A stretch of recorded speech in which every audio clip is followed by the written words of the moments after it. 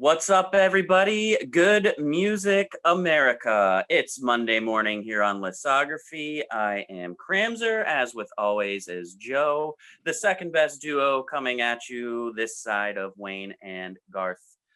So what's going on this week?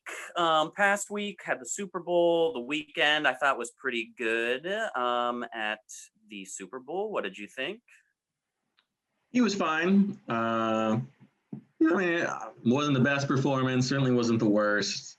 Kind of right in the middle. The game was terrible, so it was probably more interesting than the actual football game, that's a good thing. Yeah, I thought it was pretty good. Probably won't be remembered on the Mount Rushmore of all-time great Super Bowl performances. Showtime is doing a documentary about the performance and probably like the setup and preparation. I don't know if the quality of the performance really merits that, but I know it's probably likely due because of all the COVID protocol and all that sort of stuff. But to me, the big story going on this week are one of our favorite and most controversial topics of conversation here on the channel, the Rock and Roll Hall of Fame nominations. So for those of you who don't know, 25 years after your first commercial recording, you are eligible as an artist. So this year we've got Jay-Z, probably the biggest name on it. He's part of like the new royalty of pop music. You also got Carole King, Tina Turner, Mary J. Blige, your girl Kate Bush, Devo, Foo Fighters, The Go-Go's, Iron Maiden, Shaka Khan, Fela Kuti, LL Cool J, New York Dolls, Rage Against the Machine, Todd Rundgren, and Dionne Warwick. So, what are your thoughts right off the bat?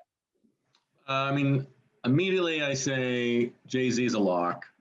They're not going to keep him out, I don't think. It's not like he's the first rapper to be nominated or get in. They've passed that point. So now I think they're pretty much just focusing on who are the big boys, who are the big deals, especially, the late 90s, 2000s, who was big. And not many people were bigger than Jay-Z around then. So I think he definitely gets in. Other than that, there's a lot of people who are definitely worthy. There's not like that huge, massive rock artist that's kind of still hanging out there. Obviously, I think Iron Maiden should be in, but it's been this long, so I don't know if they're ever they'll probably get in eventually, but I wouldn't see a rush to get them in. Rage, pretty darn popular, but were they big enough? Are they going to be like a first ballot kind of thing? So it's interesting to see who they'll let in, kind of sets the stage for later years. I'm surprised Kate Bush isn't in. I guess this is sort of like the American Rock and Roll Hall of Fame. So she's never quite, obviously never quite been as big here in America than Britain. But yes, I want Kate Bush in just as much as you, but I think for the average American, like reading this article, they know most of these names, but are probably like, who the hell is Kate Bush? And that sucks. But it kind of brings up just the question we had on our previous Rock and Roll Hall of Fame videos is like, is everybody just getting in now because they're popular? Obviously, I think Jay-Z, by the precedent that they've set, not talking about what me or you think, but like judging off of what they've done already, I think you're right. Jay-Z will get in. I think Tina Turner will get in. I can't see Foo Fighters getting in like right away. Like, are they a first ballot Hall of Famer? That's tough. I feel like they might throw in the New York Dolls as kind of like just like to appease like the hip, sleeper pick crowd. But yeah, there's not a big headlining like act other than Jay-Z, I'd say, to get in. But can everybody get in?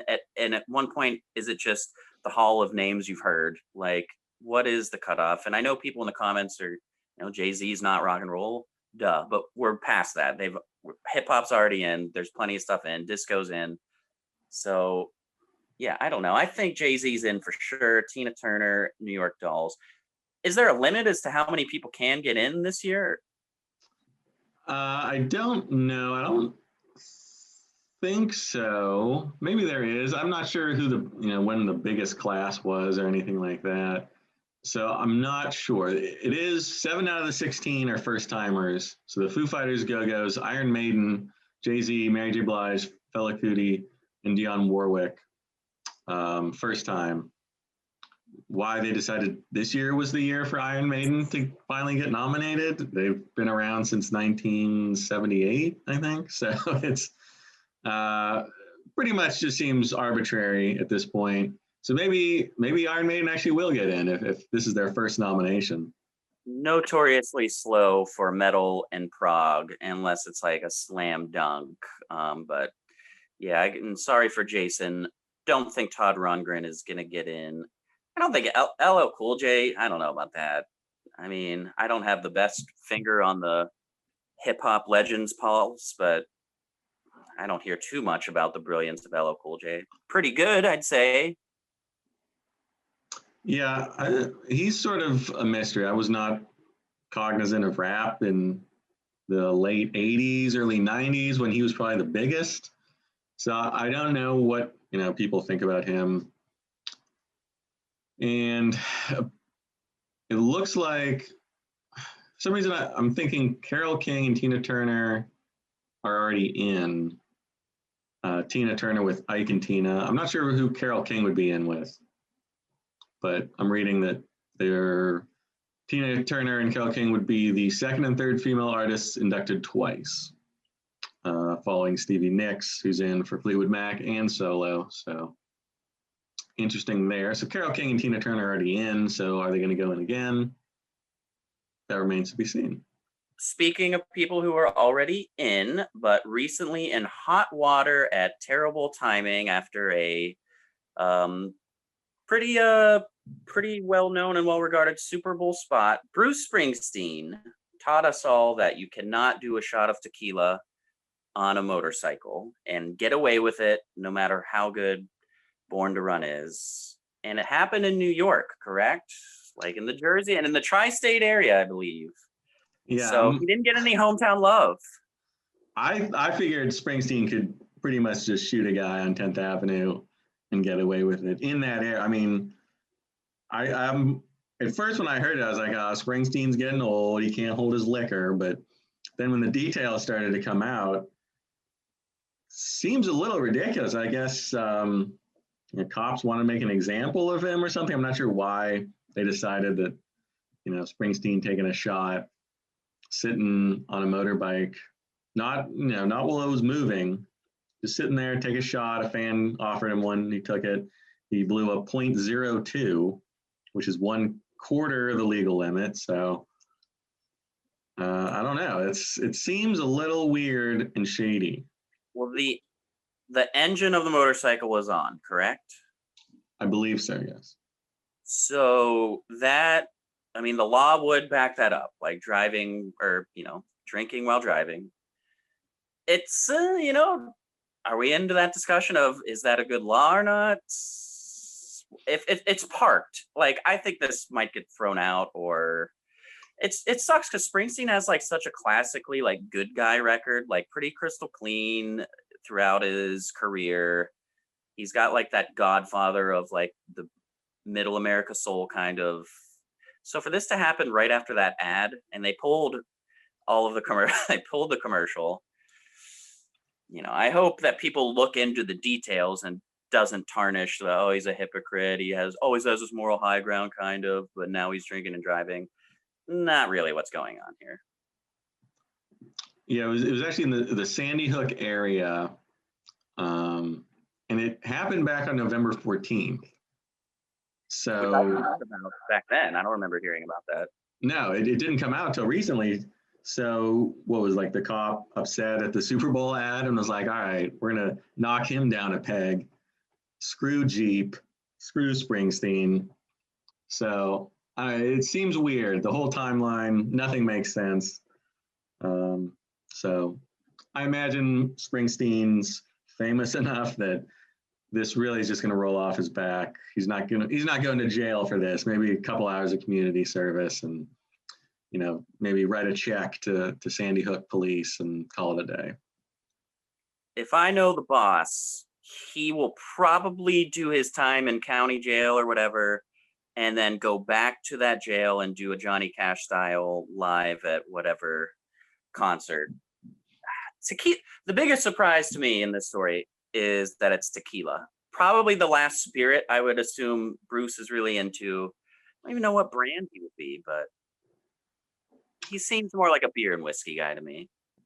Oh yeah, definitely. Yeah, I wouldn't think no rum, no tequila, nothing like that. He's a down home, grain of the Midwest kind of alcohol drinker. Yes, he is, and I love him to death, even with age. Although I do think he might be starting to wear a little too much bronzer makeup kind of thing, and starting to look a little odd to me. In other top stories, as if it's 2002 all over again, Justin Timberlake and Britney Spears in the news. He issued an apology. What's going on with that? Well, I haven't seen it yet, but there is a pop culture sensation framing Britney, all about Britney Spears' battle with her father for the whole conservatorship thing, which I believe she's finally free of all that. So good for Britney. But it kind of is going back through like how she was treated by the media in the early 2000s. And in particular, Timberlake's apologizing for, the whole Crimea River video, where it's very insinuating that she cheated on him. And then, after the fact, he sort of was, when he would be asked questions about the relationship, did you guys have sex? Yes. And he kind of made a big joke about it and sort of got that all out there. And people were pissed at the time.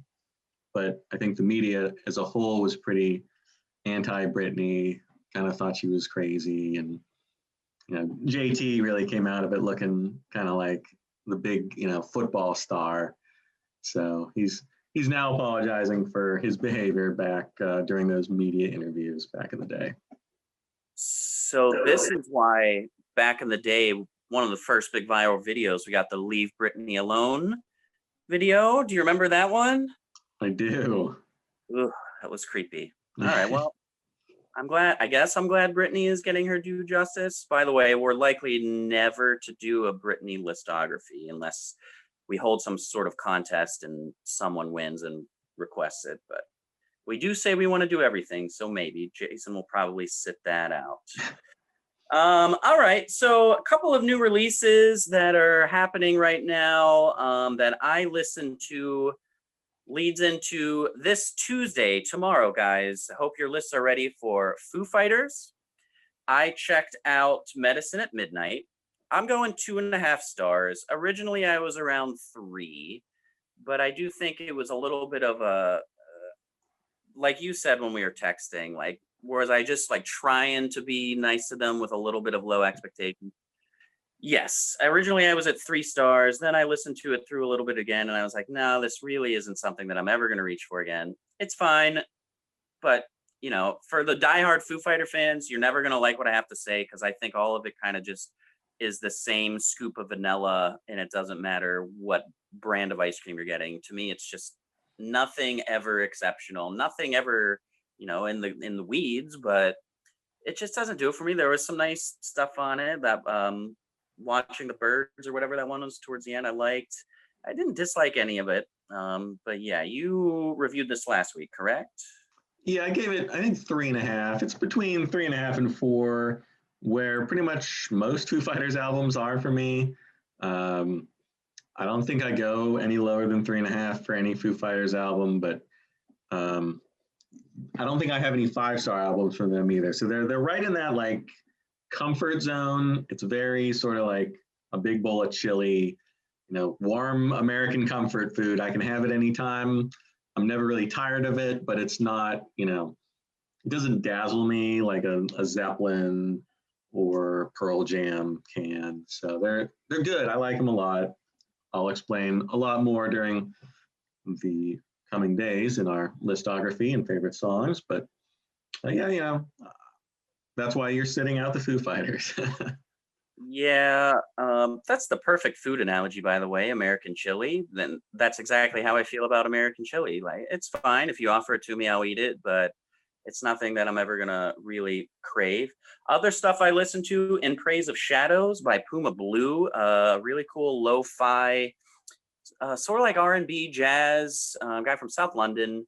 This is the debut. He did have an EP that I didn't listen to, but this is pretty good, pretty soulful. I give it 3 stars. Also giving 3 stars to Somewhere by Sun June, which I like, female lead singer. It's kind of a typical indie dream pop album that you've heard probably a dozen times over the 4 or 5 years, but there is some really cool songs.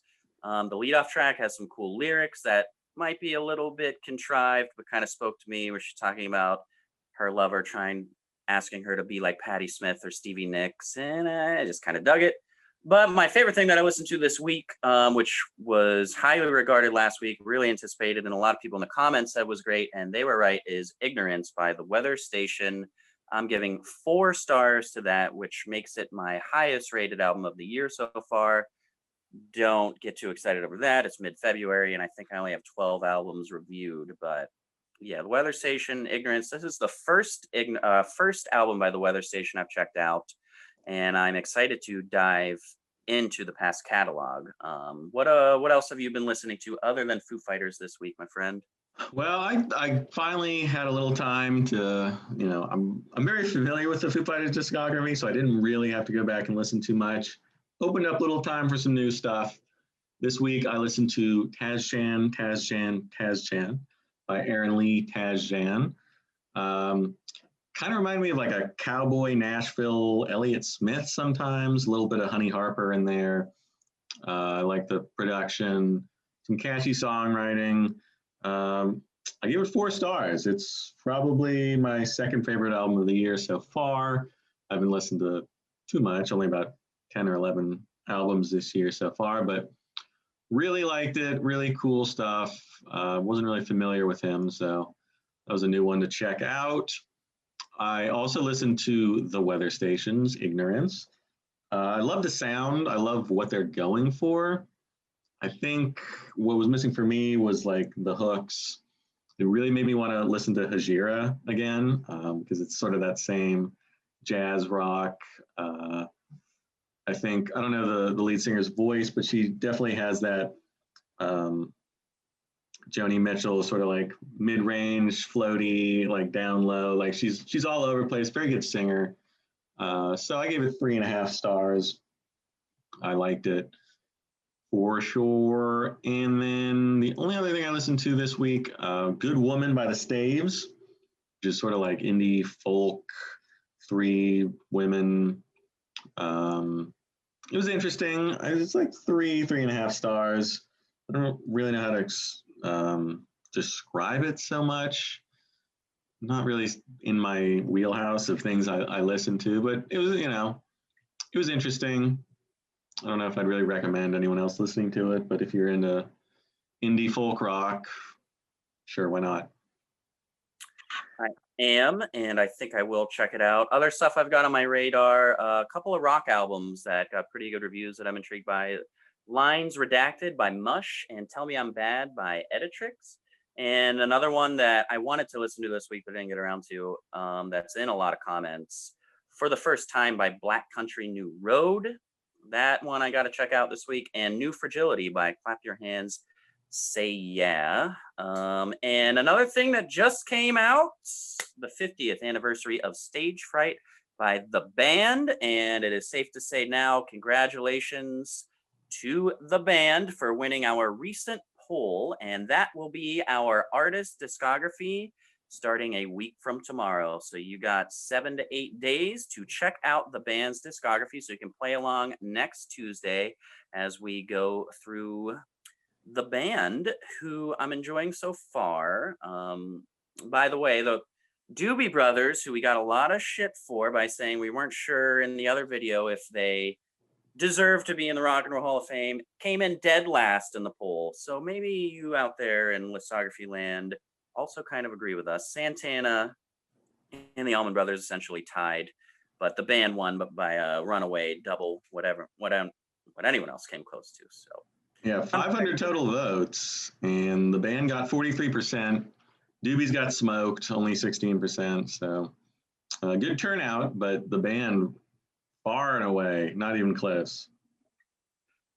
Of those four acts, I might like Santana the most, but doing the discography sounds like the worst because so many, and then the later period stuff, I don't know what to think. But to close it out, let's get a little romantic, my friend. Yesterday was Valentine's Day. Hope you and yours had a good one. Big fan of love here, and I had a lovely date with my girlfriend at a restaurant, even though it was literally 0 degrees here in Chicago. But Joe, give me either your top 5 or 5, whatever, of your all-time favorite Valentine's Day songs. All right, I'm going to start out with an honorable mention. Believe in a Thing Called Love by The Darkness, just because I love The Darkness. Number 5, I got Faithfully by Journey. Just hits me right in the feels every time. I'm going to go At Last by Etta James at number 4. Just a classic romance song. Can be played at any wedding, any Valentine's Day. Always works. Number 3, a little risque. I'm going to do Let's Get It On by Marvin Gaye. Just one of the sexiest songs of all time. Number 2, a real romantic, old-timey. I'm going to go God Only Knows by the Beach Boys. Not a direct love song, but it's a love song. Too depressing for Valentine's Day. No. It's the romance is in the lyrics. Gotta. Oh, I know. Well, whatever. Yeah. You're not gonna find the single of God Only Knows in the Valentine's Day aisle at Walgreens. That's for sure. That's true. That is true. You will find this one though. Number 1, Can't Fight This Feeling by REO Speedwagon. I made a playlist once, just 14 songs. They were all Can't Fight This Feeling. I labeled it Valentine's Day Mix, and I would just play that. Pretty sad. I was single for much of high school. Well, these are by no means my top 5 romance or love songs. I kind of wanted to stay away from some of those because when we eventually do like our all-time top songs list, a lot of my top 20 are like more romantic songs. So I went all over the place. I'm going to go old school here with This Magic Moment by Ben E. King. Really love it. Great in The Sandlot when he finally kisses Wendy Peppercorn. I'm also going to go with You Are Everything by The Stylistics. A little more longing for someone from the past, but also great. I go Love Minus Zero by Bob Dylan, mainly for that great line where he says, Valentine's can't buy her. Great. I'm going to throw in some hard metal, not too hard, kind of softcore metal, but Still Loving You by the Scorpions. Always loved this. When I was in high school, I edited together scenes from Bram Stoker's Dracula with Winona Ryder and used this song by just blasting it. I thought it fit perfectly. But my number 1, I'm going to go with Chet Baker's My Funny Valentine. Love it. So that's what I've got. And I hope everyone out there had a good Valentine's Day. Start off the week by checking out some of our recommendations and get your Foo Fighters ready for tomorrow. Start listening to the band. Don't drink any tequila on a powered up motorcycle. And don't forget to like, comment, subscribe, hit the bell for notifications. Check out our social media presence on the description below. And on behalf of Joe and myself, we will see you guys tomorrow with Foo Fighters on Listography. Bye.